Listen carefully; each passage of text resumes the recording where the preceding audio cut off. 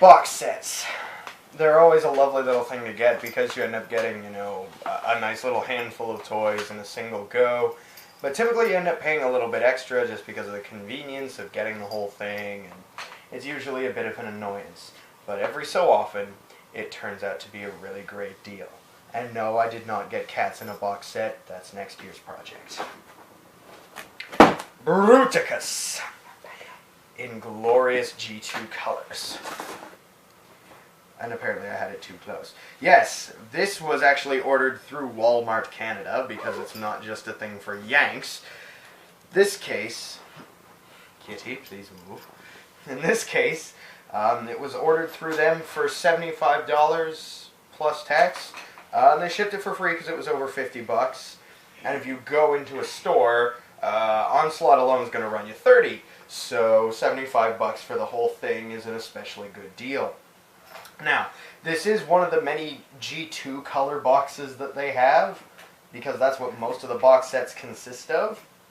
I'm not aware if Shockwave, who was in here, actually had any sort of G2 release. Whatever this is based on, they basically just seem to have gone, just slap some silver and some red on him and make him look a little bit more Megatron-y or something like that. I don't know how they think. But anyway, it is a box set, so I'm going to open it up. And I'm going to open it up using this thing, which appears to be the coolest idea ever. It's a card that has like a knife and a bunch of stuff in it. The only version of the Combaticon molds I actually own is RID Ruination. I don't have any of the G1 colors, and I certainly don't have any G2 stuff. So, behold the neon camo pattern glory of this set. Because, hun, I don't think you've ever seen any of the G2 colors before. I think I once. It's a weird concept, to say the least. Okay. Alright, come on. So here's the actual, what have we done? We've got 2 levels of tray going on here for maximum collectorness. The plastic one, of course, being inside a cardboard one so that it stays in proper shape. You have, oh, there's an extra, oh, this must be the poster and stuff. That's cool. They did it in a nice little thing. That's actually very cool. So you have all of the various figures here. You have weapons, which, no, they are just the regular weapons. Oh, right, it was the Unite Warriors Vortex that was going to get a whole bunch of extras. Never mind, I'm silly. You have the, since you've never seen one of these before, hun, at least not in person, I'll get into that first. The, can I even open this one? I'm going to try. I may fail, but I'm going to try.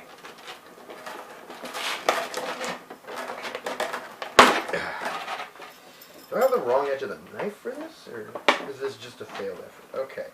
The hand-foot gun trademark. Yeah. Basically, in order to save on parts cost, they just figured, you know what, including a weapon and a fist and a foot is going to be a lot of work, so let's just make a single piece that can function as all 3. It kind of sort of works, kind of sort of. I think this is going to end up being a review of the cast more than anything. Alright, come on, Nimbus. I'm going to go with Brawl first, just because he was the only one who was a new mold for this thing. Mm-hmm. Everybody else was a straight redeco or a straight retool. Yep. Well, actually, I shouldn't say straight retool because there's some effort involved in retooling and whatnot. So Brawl here, let's see. His gun is the one that is shaped like it goes in a turret. Why, that couldn't be because of the tank. So, I forget how it was with him. I think his turret, yeah, it's pretty much static just because of the way it has to move for transformation. Though the barrel itself can kind of sort of go up and down. But this guy caused a little bit of controversy when he was first released just because of an issue with his waist and sort of a bizarre engineering quirk in his. I'm personally okay with it. And Honestly, I find it hilarious. He's one of the Combaticons, but if you look at the green and purple used on him, it's almost Constructicon colors. So I'm going to see if I can transform this guy nice and quick. Because these guys have been reviewed so much on the internet already that there's not a lot of point in me going, oh, you do this, and you do this, and you do this. I'm starting to sound like Baxter. And I don't think anybody wants me to do that. Still, I am kind of glad that I at least own a version of these molds. So far, like, I have 2 Combiner Wars torso robots, both of whom were somewhat controversial. I just realized I have a tendency to gravitate towards controversial toys. I don't know what that says about me. And controversial topics. I'm thinking those 2 may stem from the same thing. Yep, I would assume so. Alright. Let's fit that on his back. Stick his head up. And here you have Brawl in his stomachless glory. Yeah. Did you see that, hon? Yeah. He literally has no midsection. And you can sort of jerry-rig it by using the combiner peg and just sort of flipping it out into position such that it creates the illusion he has a torso. That doesn't look very good. So I'm going to stick with him not having a stomach and just, I don't know, make up a story that Brawl suffers from bulimia nervosa. But I'm a horrible person. But Brawl here is a very nice looking thing. The purple treads are going to throw people off for vehicle mode, but they look great in robot mode. And I just realized, like, the colors... does he not look like he has a Decepticon symbol for a head? He does, yes. I mean, I know the Decepticon symbol is actually based on Soundwave's head, but Brawl here's giving him a run for his money. Mm-hmm. Also find it kind of hilarious that he just has ankle tilts for no reason. It's as though Hashtag started seeing what all the third parties were doing and went along with it. Yep. And here we have Chipotle Chipotle Swindle. That's what I'm going to go with for this color scheme. He looks like he's made of hot sauce. He really does. And honestly, I'm really impressed. I wish I had Rook just to show like what a ridiculous retool he is. I'm not going to be person on the internet number 837,256 to point out paint plastic mismatches. I don't care enough for that. So instead I'm just going to skip straight to transforming this fictitious Jeep that apparently used to be an armored personnel carrier or something. I should really move the box out of the way so that, yeah, we have a little bit of damage on the box. Oh well, we're going to live. We're going to live.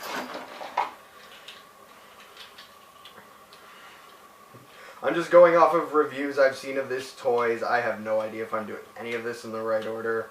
Off of this toys? Not these toys, this toys? This toys. Yeah, that's some good grammar you got going on there. This toys, Blastoise. Memes. It's fine. I just popped it off some pegs. It is no big deal, trademark. It seems like there's not a Transformer made these days that doesn't come with some sort of poppery. Wow, is that pin stiff on this guy. Oh well, it's not a huge deal. Man, Combiner Wars did seem to love this engineering design of the legs just sort of accordioning out rather than straight telescoping. Mm-hmm. And I've come to understand that that's because the sort of straight telescoping causes a lot of damage to the parts over time. To the point where it can wear out, but wow.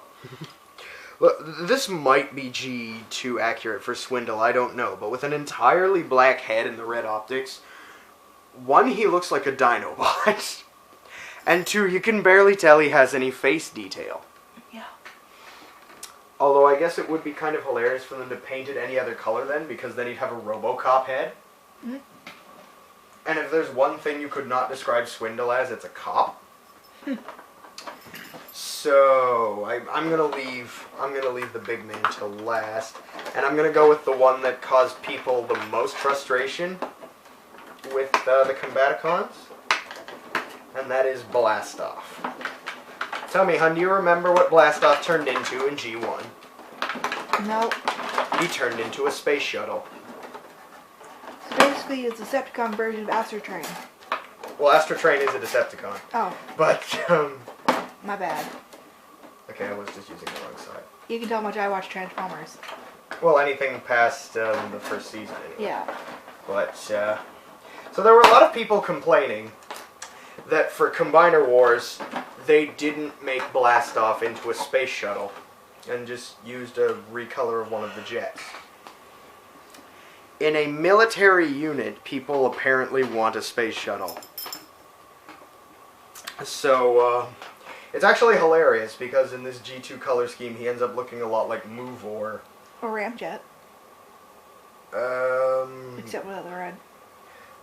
The overwhelming white, yeah, I can kind of get the Ramjet vibe from it, especially by the time you consider it's a jet. Yeah. But I do not remember which one of the aerial bot molds this is. I honestly can't tell them apart. They look way too similar for that. Oh dear. Now I need to figure out how this shell thing works. Something tabs into something else and then a bunch of somethings move. That's as much as I know about this design. I'm not sure if it's just like the sort of plastic tolerances from everything. One thing I will say, everything feels nice and stiff on these guys. Mm-hmm. I'm sure that's going to loosen up over time, but nothing feels loose. Yeah. Nothing feels bad. So, glad to see that mold degradation hasn't set in, especially on one of the aerial bot molds. Yep. Because, oh wow, did the aerial bot molds get a lot of usage. There's got to be... Oh, okay. See, I was moving the wrong leg piece to try and transform. Wouldn't we bear to read instructions? Yes, but I'm not going to because I'm a man and I'm an idiot. Yes, you are. Is You're the both answer. those things. I'm a lot of things that I really shouldn't be. But right now the thing that I am that I shouldn't be is a YouTube video maker. So we're just going to roll with it. Well, who's your videographer? It alternates between you and my tripod. Right now it's you. Holding your tripod.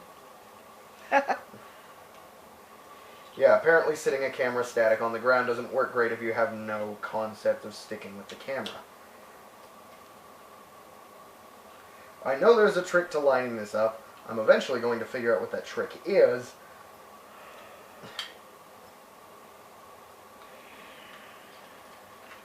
Come on, I got the other leg just fine. There we are. And in robot mode, he really looks like one of the aerial bots. I can see where a couple people are coming from, where if they just used a different head sculpt for him, it might have sold it a little better. Mm-hmm. I'm one of the people who thinks it makes infinitely more sense for a jet to be a member of a military team than a space shuttle. Especially if you remember that NASA is a civilian agency. But, it's kind of cool that people care that much. Now, we get on to the other straight redeco of the group. This is Vortex in his glorious, now Alpha Bravo makes sense vehicle mode. And even though it looks bright blue in the camera, he's actually more a turquoise. Yeah, turquoise and aquamarine, something like that, with two different tones of purples on him. Yeah, but he looks bright blue in the camera, huh? Mm-hmm. Yeah, well, that's just probably something to do with the lighting in here. Maybe. I'm going to assume it is, otherwise it's my camera being wonky. But, I've always found this hilarious. Like, just missiles. Our attempt to make it look like there aren't blatant arms sticking off the side of this thing. I almost could have bought this figure being used for Vortex. All they had to do was retool the cockpit a little, make it look a bit more like that thing Blackout turned into, a Pavlo. Yeah, just sort of round it a little bit, maybe stick a gun on it. Just something to make it look less like a blatant sea rescue helicopter. More stuff popping off. Can you put stuff back on? So far, yes. Knock on wood. I don't think... Did you just actually knock on the table or something on it? I knocked on the table, hon. Okay. Our messy table. I get the feeling that by the end of this video, the cats are going to be more the stars of it than I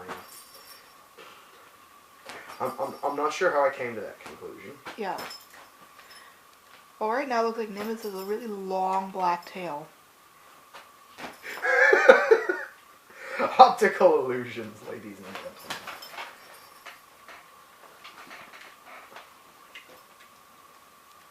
I'm constantly afraid to move stuff.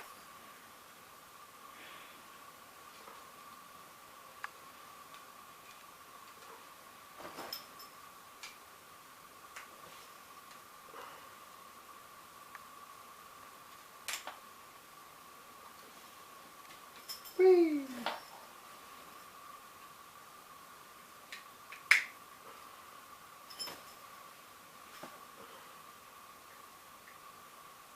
That was one of the things I always found hilarious about the Combiner Wars figures, how all the deluxes have waist swivels, but none of the Voyagers do. Mm. And as a result, none of the combined robots do. Like, in some of the cases it's excusable because there isn't room in the engineering to allow one, but in other cases it's just...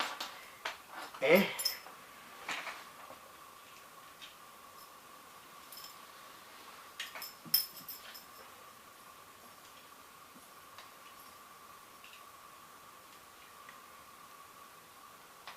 I get the feeling there's something I'm missing here.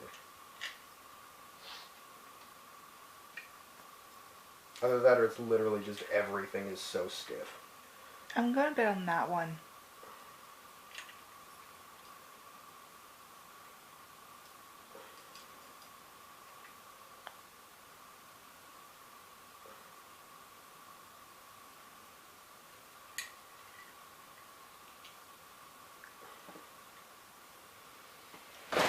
Oh boy. I'm going to figure out what I'm doing eventually. And meanwhile, you can stare at my cat. So. Well, he kind of wandered off screen.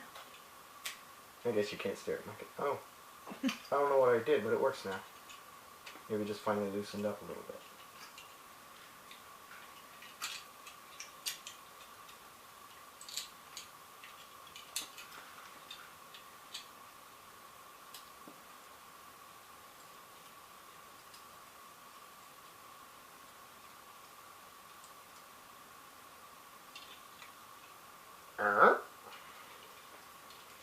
There we go. And now the sort of two-tone purple effect really comes through on him. It does actually look nice, and I completely screwed up one of his knees. Oh. It's okay, we'll get there in the end. So yeah, he does look kind of cool in this color scheme. He actually reminds me of that, I think it's the Aquamarine on. Sort of reminds me of this one G2 deco they had planned for Grimlock, where he was going to basically look like Greymon. Mm. I have no idea whose idea that was. I think drugs were involved. And now we come to the big man himself.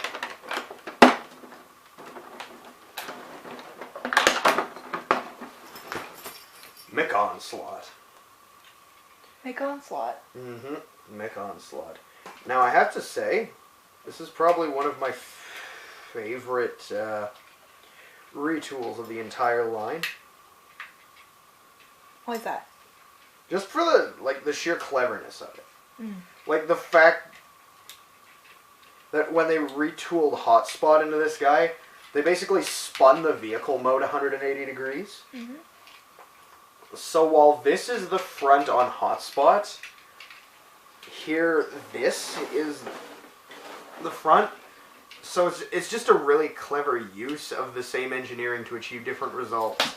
Kind of like the universe versions of Sideswipe and Sunstreaker, where they basically use the same transformation, but by adding or removing a step, they basically made it so it would create two different robot modes. Nice. I think they did the same thing with Trax to use him as Wheeljack. Hmm.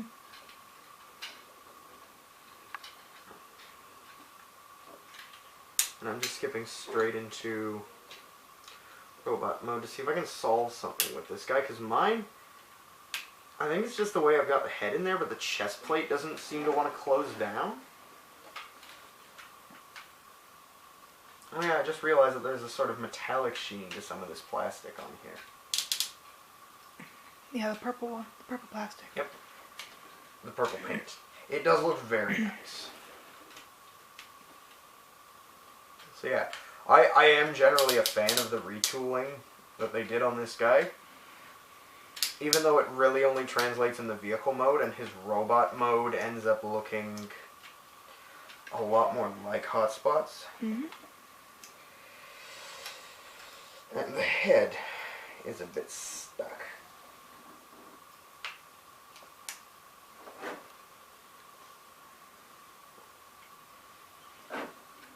Oh dear.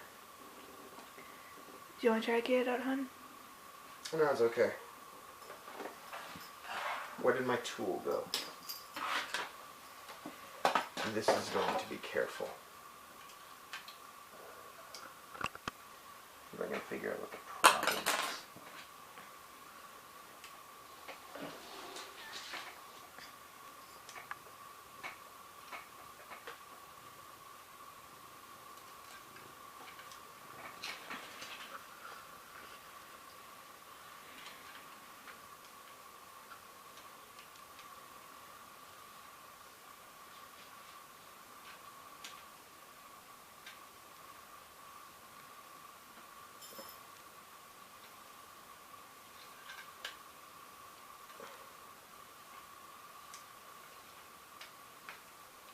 There we go.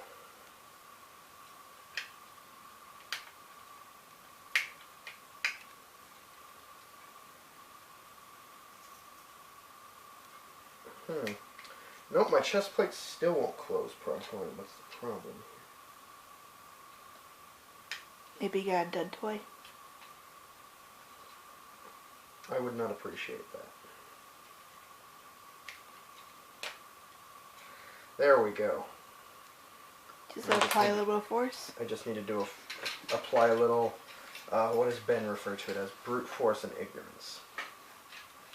Now apparently there's some trick with this guy's knees in order to get them to lock into place. I'm not sure what it is.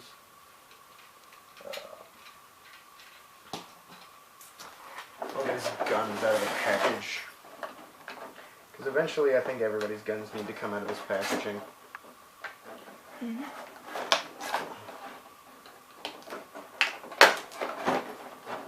Well, before you do that, we'll go with the purple guy. Shockwave? Yes, with Shockwave. I'm going to get to him in a minute. I'm just, in part, I'm taking the cannons out because they are technically part of Onslaught's look.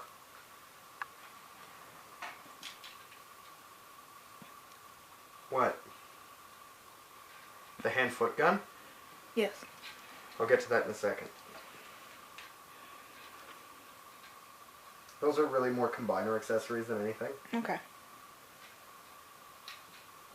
So yeah, there, I just had to get Onslaught's big old cannons up because they are technically part of his function. Mm. Now Shockwave. So in order to add to the appeal of the box sets a little bit, they decided to throw a Legends figure into each one of them. And in the case of Bruticus here, who's a better choice than Shockwave because of the episode The Revenge of Bruticus? and the hilarious fan wankery that ensued with that. And I get the feeling I need to have Shockwave's head and his shoulders in very specific places to get his arms to tap together. Oh, they'll only do it when it's in here like this, okay.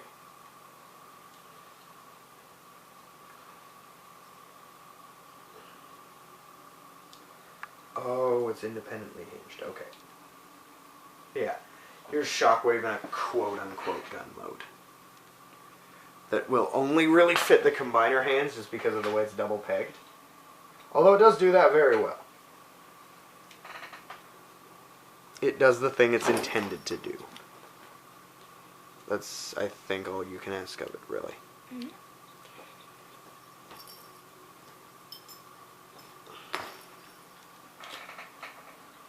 Although now I'm not even certain it does that. I'll have to double check what you're actually supposed to do with this. But if you want a Shockwave, you probably want it for the robot mode. Yeah. So I'm going to go for that instead. And despite being such a little guy, this is a Shockwave that looks like he hit the gym. Ah, okay. His vehicle mode was a little bit mistransformed in the packaging. I can deal with that.